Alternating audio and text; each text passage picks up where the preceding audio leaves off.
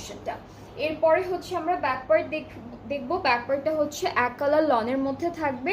And আমরা হচ্ছে স্লিভসটা দেখে ফেলি। স্লিভসটা হচ্ছে খুবই সুন্দর, উপরটা হচ্ছে ছিটে ছিটে এমব্রয়ডারিজ আর বর্ডার লাইন একটা সুন্দর এমব্রয়ডারি করা। সো এটা গেল হচ্ছে আমাদের কামিজের পার্টটা।